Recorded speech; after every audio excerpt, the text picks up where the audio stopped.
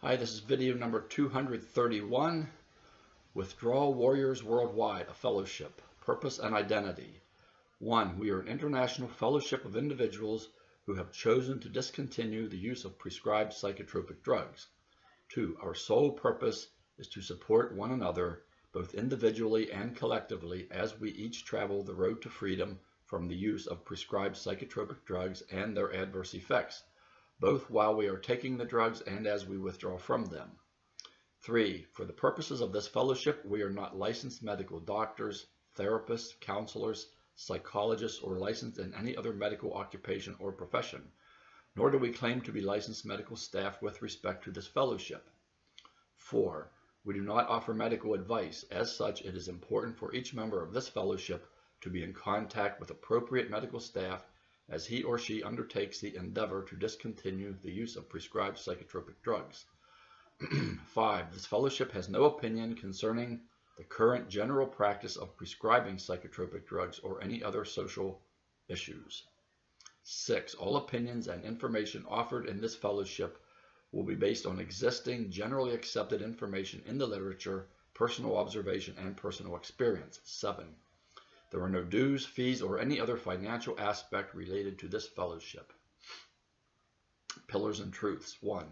Our journey from the discontinuation of prescribed psychotropic drugs through withdrawal to a place of wellness is a process. 2.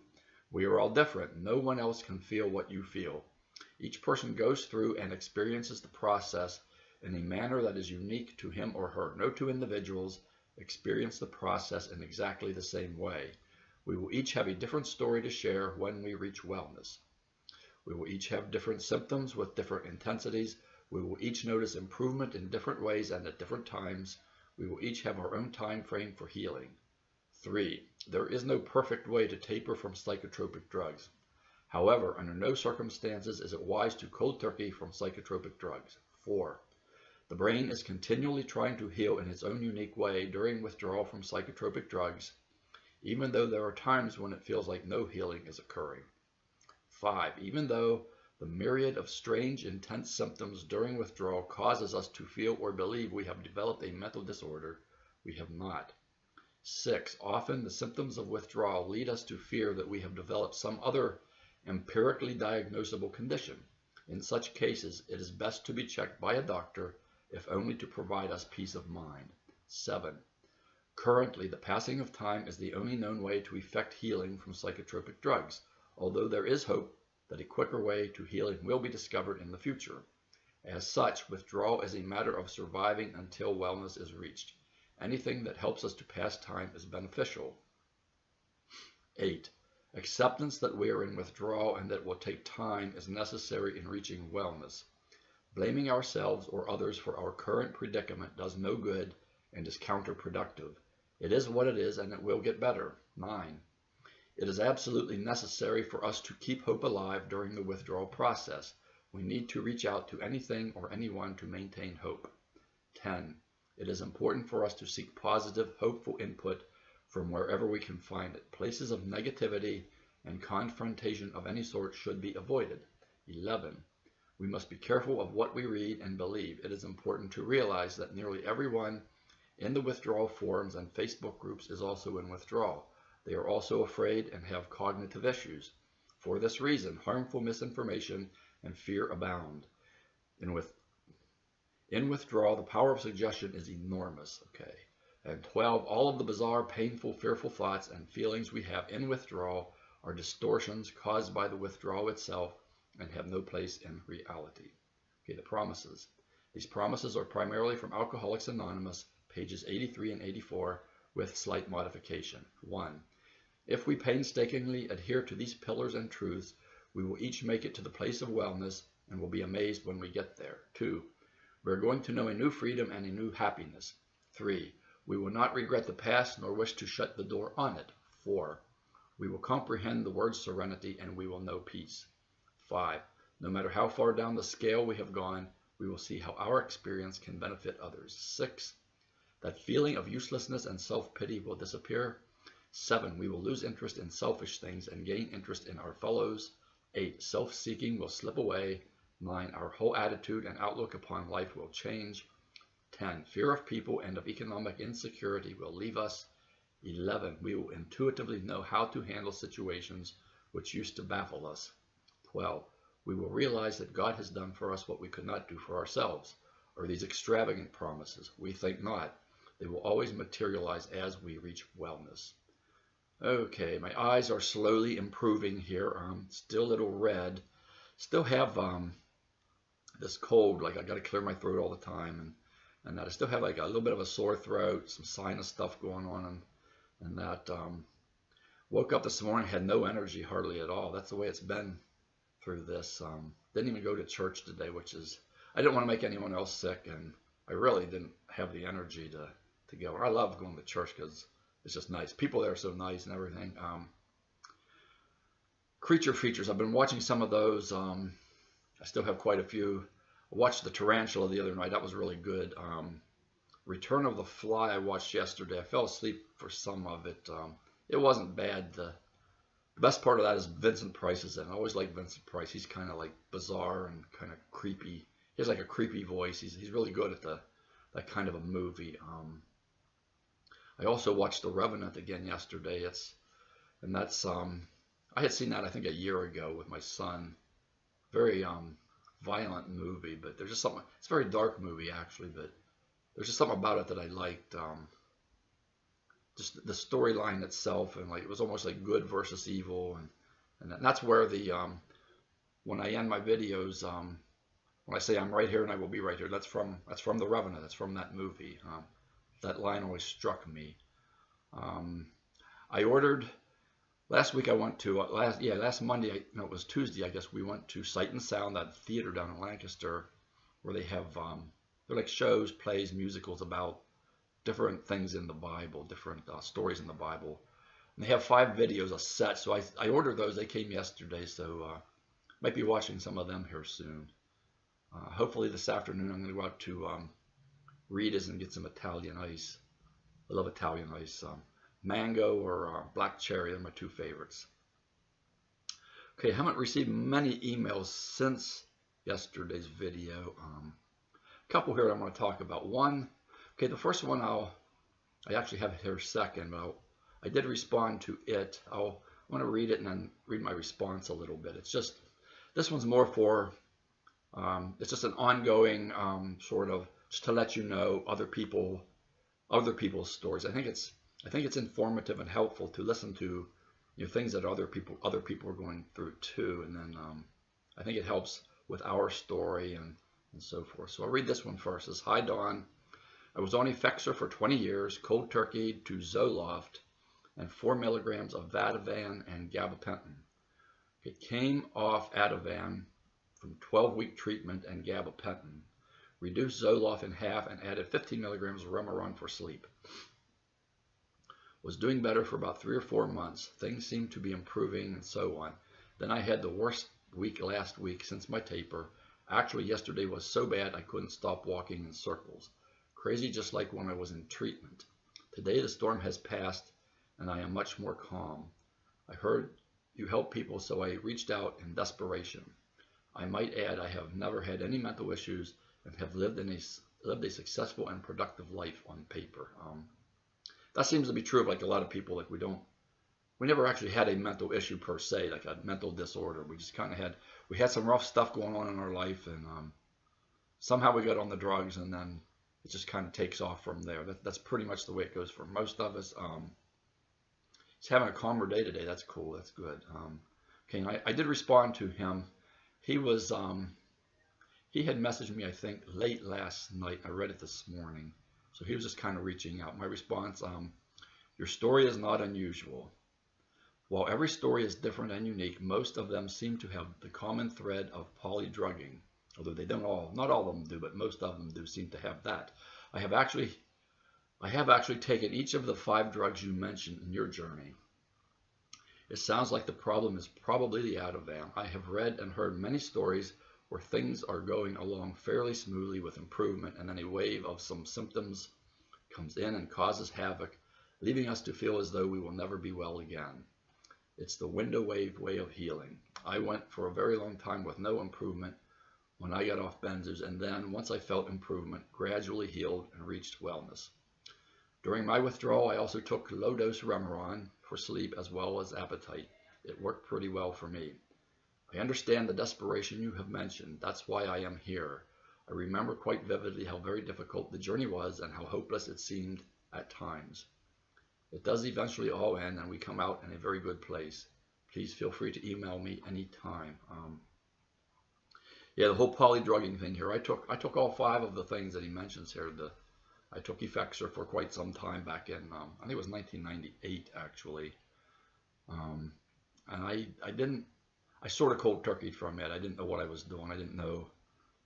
I mean, the insert you get with the drug says don't take the capsules apart, but that's pretty much what you got to do to really taper slowly. But I more or less cold turkeyed from that.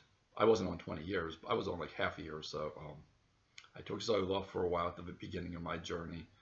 Ativan I took some in the hospital. Gabapentin I took in 97, 98 for a while. Yeah, so and then the Remeron I did take for sleep. And he did ask me in an email after this one about the Remeron. I haven't responded to that one yet, but that's just an example of, you know, we get polydrugged. We have an issue, we get drugged with one thing, and then, you know, he was on the Effexor, I guess, and came off, and like now they got him on a number of other things too. Pretty typical stuff, but it's just one more story here for us all to relate to. Okay, this other one I think I got this last night or yesterday. This one's interesting. I have emailed back and forth with this lady quite a few times. So I'll read it here and then talk about it some. Hey Don, sort of hit a speed bump this week and have a few questions for you. You mentioned that Phenibut doesn't bind to receptors at under 500 milligrams. What does that mean exactly? I'm trying to make an informed decision about this taper. I'm getting very discouraged as the muscle tightness pain seems to have gotten worse, along with electrical shocks. Beginning to feel like the many I talk to that don't feel they will recover completely. I had a couple of decent months and then got hit with increased symptoms over the last month or so. Eyes are super sensitive to light and just burn all the time. I think much of this has to do with wading through medical records for an attorney that is looking at my case. I recently spoke with a woman who told me they had linked benzos with pituitary ovarian disruption, and many women like myself suffer through many female problems as a result. This was recently validated at a women's summit in Massachusetts. Anyway, this woman won her benzo case based on this information. It has been an eye-opener to find out that all the medical bills I had could have been avoided had I been well informed about these drugs early on. Heartbreaking, really. Anyway, I was wondering if you knew of anyone who has come off Phenibut and had other cross-tolerance issues. I could really use someone to compare notes with, as this journey never seems to have an end. I am down on the dose at about 480 milligrams from 666. Even as slow as I am going, this could take many months.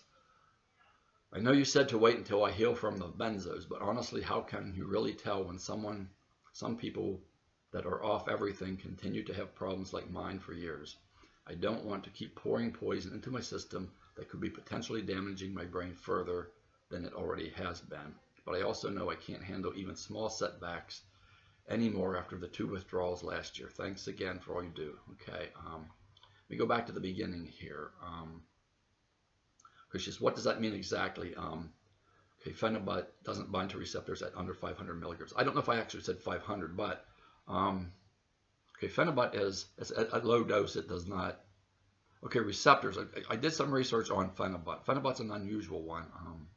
It does not, although there is some disagreement or some confusion, it does not appear to bind to GABA A receptors. However, it does bind to GABA B receptors, and it's what is called a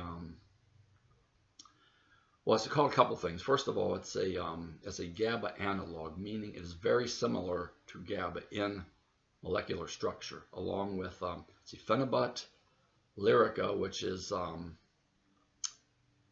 what's called pregabalin, and then the other one is gabapentin or Neurontin. They're all considered GABA analogs. And I talked about this several videos ago. Their structures are there's a part of their structure that's very, very similar. It's identical to GABA actually, but it's that other, it's the other functional group on there that makes it different. And in fact, so different that it does not appear two of them. It doesn't look like any of the three actually bind to GABA receptors. However, they are given out obviously for different kinds of things. Nerve pain is like Lyrica. They talk about nerve pain on television. That's the one in the advertisements. They will prescribe for nerve pain. So they're GABA analogs, but they are also considered, in this case, the phenibut for the GABA B receptors.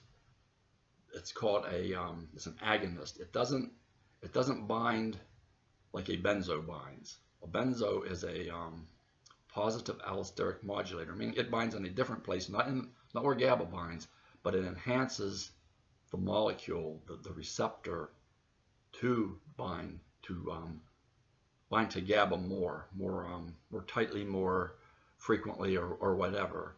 So it makes the receptor more attractive to GABA. So GABA will bind more easily or more frequently, or not exactly sure which one.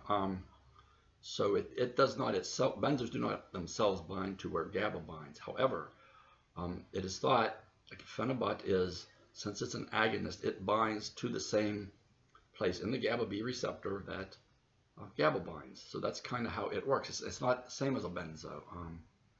And I was thinking too about alcohol, if it were similar or not. And there's a lot of, it's not real clear from the literature exactly how alcohol binds or affects GABA receptors. It binds in some fashion. I don't know that you would call it an agonist, where it binds to the same binding site that GABA itself binds to or not. But the thing about alcohol is it affects GABA receptors in some way, meaning that it increases inhibition, like calm, serenity, peace, sleepiness, that kind of thing. But it also affects the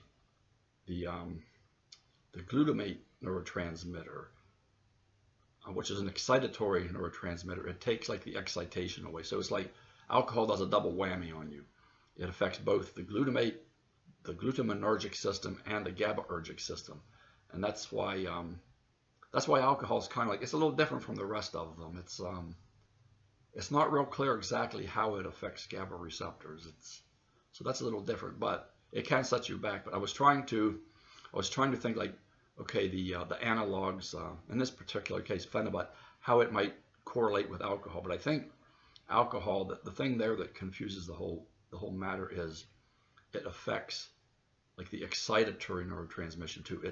It inhibits it, okay, so that it decreases excitation in that means, but it also increases inhibition by affecting GABA neuroreceptors. So it does a double whammy. But phenibut, what I basically was saying there was, at low doses it does not appear to bind to GABA A receptors.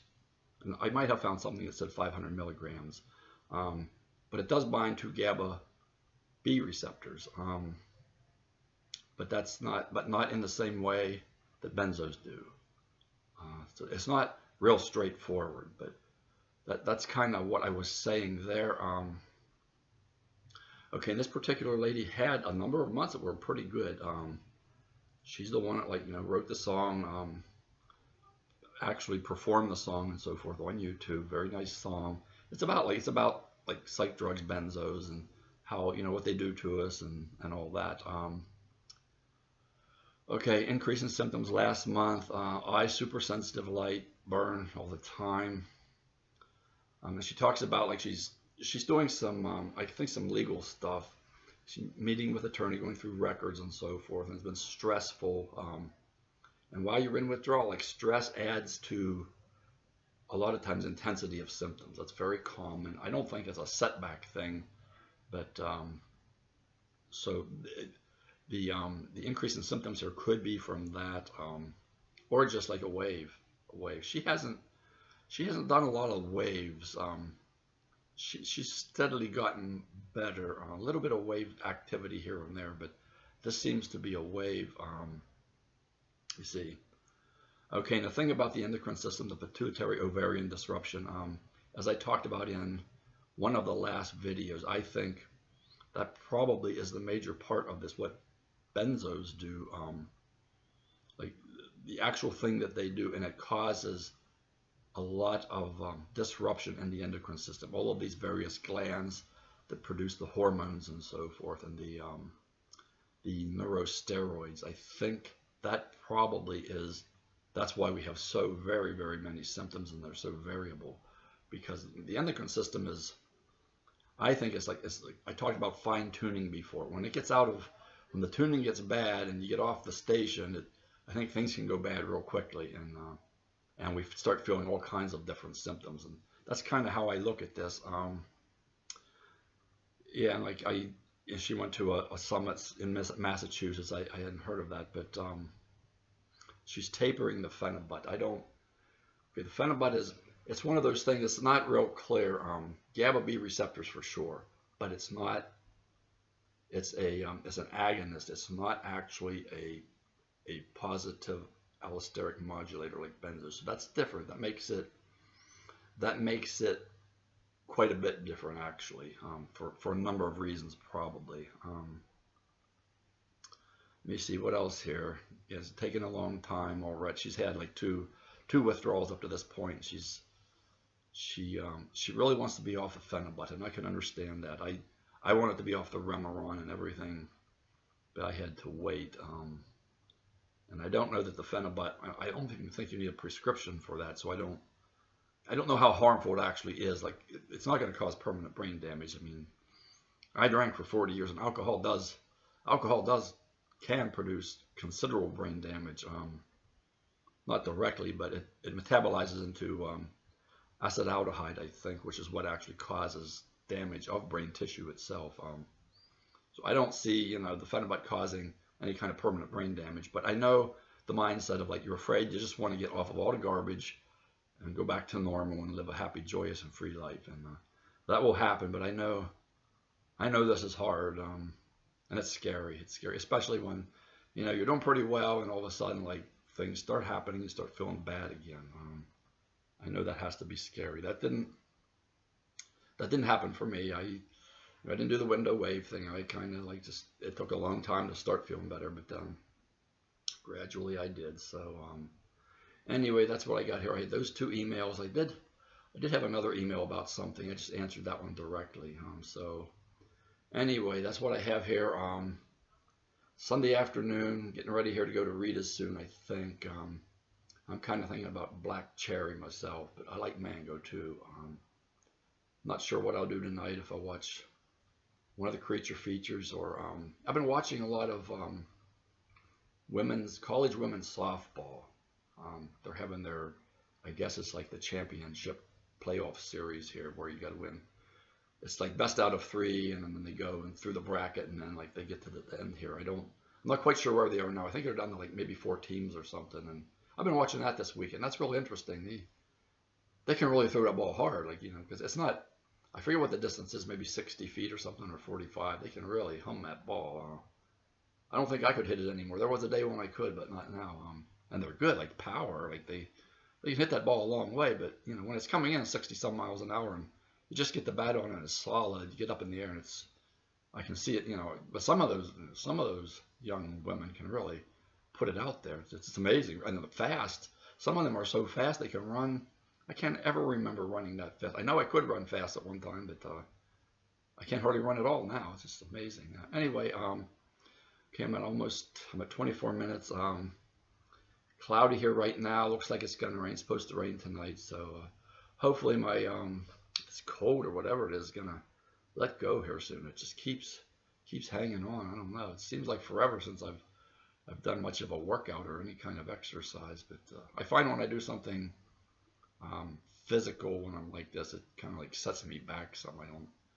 It affects my energy level for some reason. I don't know. Anyway, I'll let you go here. Tomorrow's Memorial Day. Hope you have a good day, and things improve for you here today yet. And this is going to end. It will end. It's just, I know it's hard to, especially on a weekend where it's also a holiday. It's hard. I know that makes it very extra hard. Holidays were hard for me, especially the major holidays. I took part in the major holidays, Thanksgiving and Christmas and Easter, but these others, it was just like another day to me. Just like another. So anyway, I'll let you go here. Take care. I'll be back tomorrow probably. And as always, I'm right here, and I will be right here. Bye-bye.